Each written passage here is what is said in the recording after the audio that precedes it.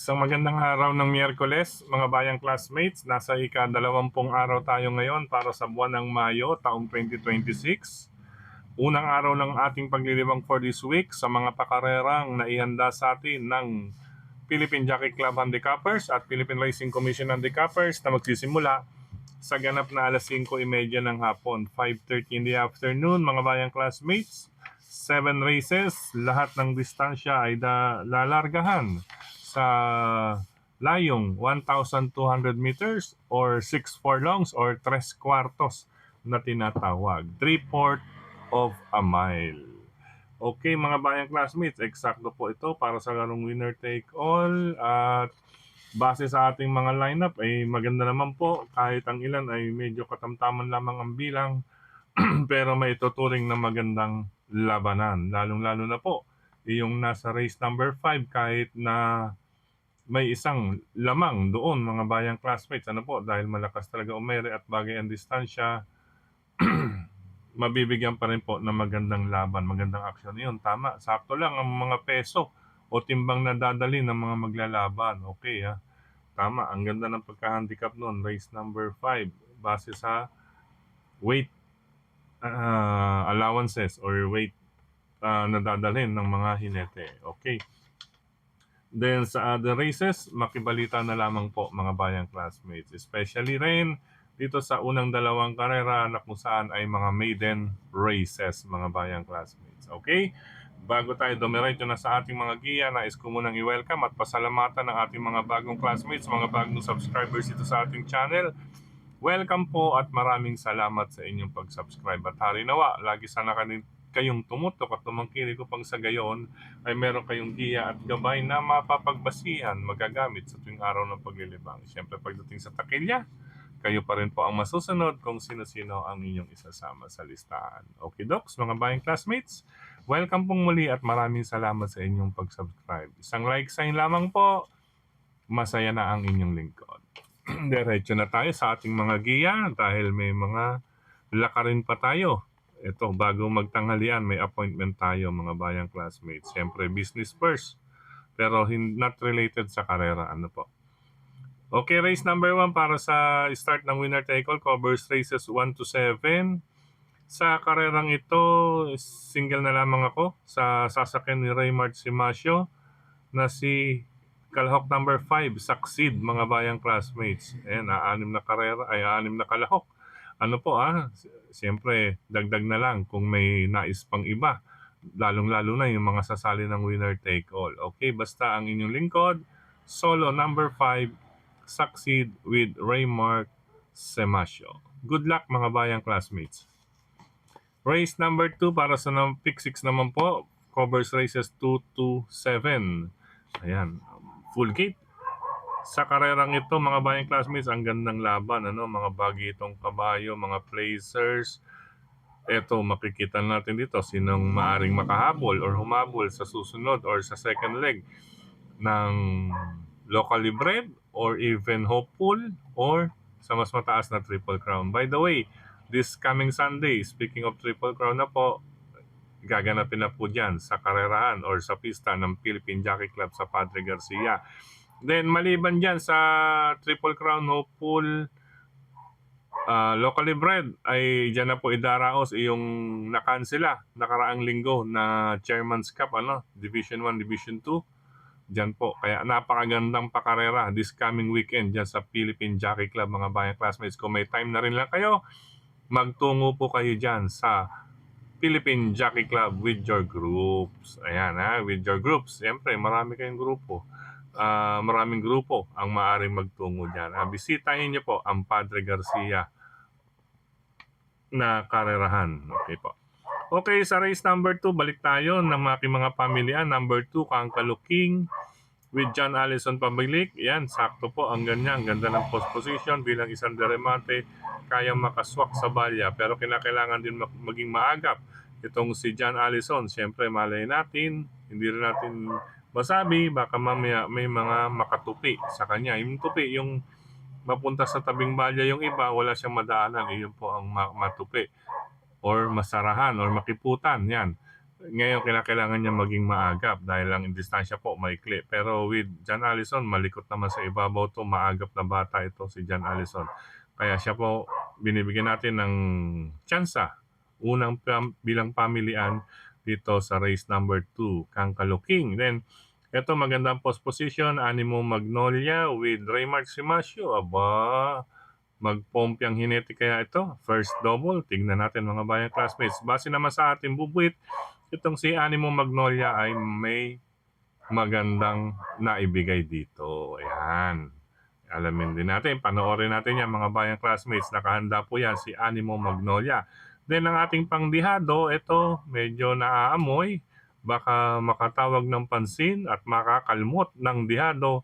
Number 6, Cat Call ni Jomer Istorque, mga bayang classmates. Katuwang niya ang Cat 4 or Cat 4 with Ryan J. Cambatabor. Ayan, pangdihado natin yan, si Cat Call. Okay po, 2, 14, and 6. Dagdag na lang, kung may iba pa kayong pili kursunada sa karerang iyan, good luck mga bayang classmates, ikalawang takbuhan. Race number 3 para sa Pick 5 covers races 3 to 7. Ito, hindi pa naman to grupo ng mga bida. Pero kinakailangan halos ay makibalita, maniguro tayo rito sa race number 3. Huwag kayo naman, may mga paninggil naman tayo mga bayang classmates. Ngayon, kung nais maniguro, siyempre may kapital na rin lang, kunin na po ang unang 5. Yan, nasa unang 5, yan, ibig sabihin yung number 6, less chance. Anyway, grupo ng mga ano yan, mga bayang classmates. Okay? Kaya, yan, may dagdag na lang. But sa pagkakabayo ko tumingon, tumingin at lumingon. Ang pinagbasihan sa pagkakabayo, number 4, Moderna with Amon Raquel Jr. Then, itong nagbabalik na si Mr. Aldrich. Kilala naman po natin to, mga bayang classmates, lalong-lalo na kapag iba na po ang kulay ng kanyang liig kumpara sa katawan. Naku po, ay naku, mainit na mainit ang katawan kahit matanda ang pangalan. Mr. Aldrich, yan, with Ryan Garcia. Yan, mga deremate itong aking mga napili. Mga matatapang, Moderna, maliit na kabayo pero matapang kumamot. Basta siguraduhin lang na maaayudahan ng gusto. Okay, ulitin ko, karera numero 3. Halos grupo na rin ng mga bida ito. Maniguro po tayo, 4 and 5 po ang aking pamilian. Bahagyang-bahagya, dagdag na lang o isama kung may iba pa kayong pili kursunada dyan sa karerang iyan. Good luck, ikatlong takbuhan. Race number 4, sa pangalawang pahina tayo mga bayang classmates. Ito nalalamangan ako rito para sa start ng Pick 4, covers races 4 to 7. Ano po? Sa kabayong number 3, yan, kaya nakaganyan po yan, may slash. Nalalamangan ako rito. Number 3, Seychelles with Christian Lauren Advincula. It's now or never, pero dapat ipakita niya na para sa madlang people ang katotohanan. Seychelles, okay?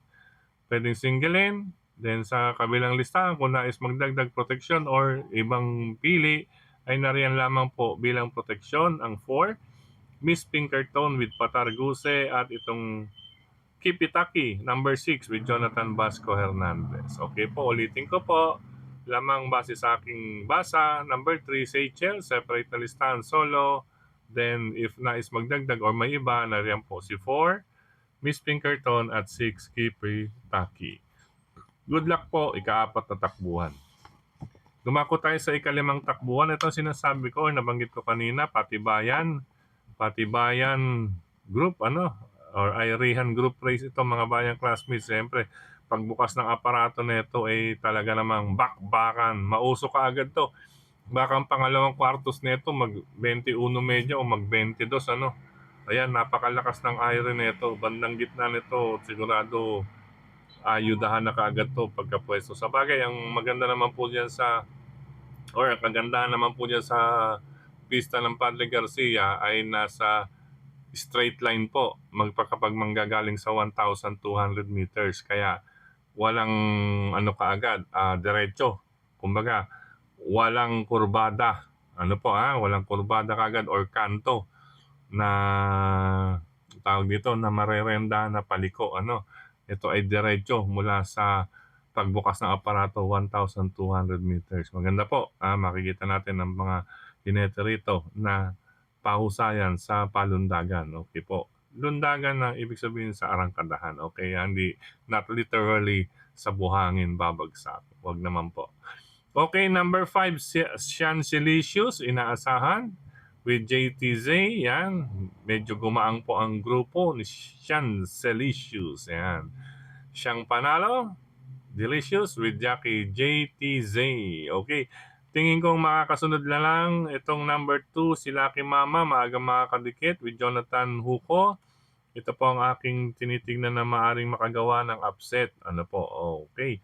Pwede rin natin palang lagyan to ng slash. Ayan, pwedeng singlein, Chancelicious, kung nais magdagdag bilang proteksyon.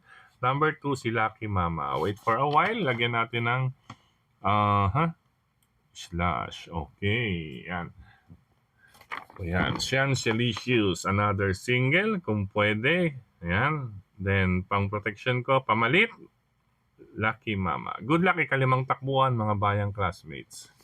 Okay, meron na tayong mga 4, singlein. Then ito sa ikalim na karera, single na lamang din po ang inyong lingkod. Nagsilbing batak lang ito nakaraan. Maganda rin ang post position.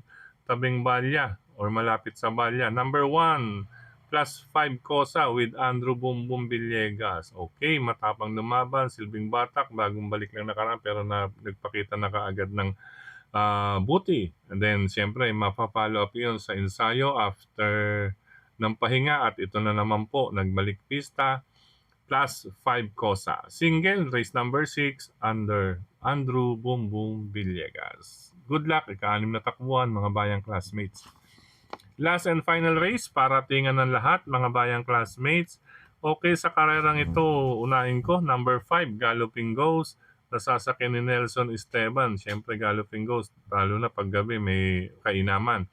Then, ang pangalawa kong pamilian, Lola's Favorite. Pirming labas naman ito mga bayang classmates. Wala tayong problema dito. Lola's Favorite with John Allison Pabilik. Yan, sabi nga natin, bansagan natin tong kiti-kiti sa ibabaw. Malikot si John Allison, siguradong ito kaagad ang susunggab na malapit kay Galloping Ghost mga bayang classmates. Ano po? If ever mapalakas ang kanilang ire or may makisama pa na lalong lalakas, ay ang makikinabang. Walang iba kundi ang number 7 na si Malibu Princess with Joel Shego. Ulitin ko po, if ever mapalakas ang ire nila 5 and 9, number 7 ang makikinabang ng remate. Or kung may iba pa kayong pili kursunada bukod sa 5, 9, and 7, ay go. Isama nyo lamang po mga bayang classmates. Good luck po sa paglilibang ngayong araw ng Wednesday, ika-20 araw para sa buwan ng Mayo. Okay? Sa pagkakataong ito muli, maraming salamat sa inyong pagtutok, pagtangkilik, pagsubaybay, higit sa lahat po ang pagtitiwala, lalo na po yung mga nag-antay. Most especially kapag araw ng ganito, Wednesday and Saturday, Siyempre Saturday, alam niyo naman po, bukod dito sa ating paggawa ng giya, ay meron pa po tayong ibang gawain. Sa umaga naghahatid po tayo ng mga papasok sa kanilang tanggapan. Then, siyempre susunduin sa hapon yun. Ayun naman hindi na po konektado sa ating live na to, ating vlog na to. Dahil hapon na po yun. Yun lamang bago mag-race number 1, siyempre. At least maganda nga po, 5:30 na nag-umpisa ang karera. Then, siyempre, may iba pa po tayong trabaho rin dito rin sa bahay. Magbantay sa tindahan. Ayan, may SSS, Sari-Sari Store. Okay po, mga bayang classmates. Then, sa totoo lang, habang tayo nagpapahinga or kahit nasa labas ay medyo nagre-revisa na po tayo. Okay po. Maraming salamat sa suporta palagi sa atin nila Sir Mel Tipache, yan, Sir Dennis Gonzalez, Sir Celso. Yan, si Sir Celso na Manila Horsepower, gayon din sa pagbabagi ng ating giya ni Brother Jojo. Yan, Brother Jojo, The Destroyer, Puno. Yan. Get well soon sa operation or prayers para sa operation ng iyong Mrs. Father Jojo, the Destroyer Puno. Ayan. Aha. Then, ipagpe-pray natin yan. Kasama natin sa prayers natin yan. Actually, kagabi pa lang, naisama na natin sa ating dalangin yan bago natulog ang successful operation para sa iyong better half. Maraming salamat din kay Tokayong Frederick Cabil sa pagbabahagi ng giya, yan, sa tulong, suporta sa industriya ni Frederick Cabil sa mga nag-share ng giya, mga bayang classmates. Yan po ang, at least, nasa labas po talaga ang mga makatotohanan. Okay. Then, maraming salamat din sa lahat ng admins at members ng grupo ng Karerista sa social media, sa mga nagla-like, nag-heart, nag-share, nagko-comment. Maraming salamat din dito sa ating YT channel. Sa Friday guide na po tayo, magbasa ng mga batiin at mga nais ninyong ipabati. Sige po, type lamang po, send your comments and pabati. Greetings na rin. Okay? Paalam pansamantala mga bayang classmates. Sa mga riders na katulad ko, ingat po sa kalsada sa bawat kanto. Ingat po sa pagmamaneho. Okay? Keep safe, mga bayang classmates. God bless us all, always. Enjoy lamang po ang buhay habang tayo'y nabubuhay pa. Just smile. Yan, katulad ni Joker na nasa inyong harapan. Ngiti lang. Cause smile adds life. Okay? Dagdag rin lang ng buhay. Smile. Paalam.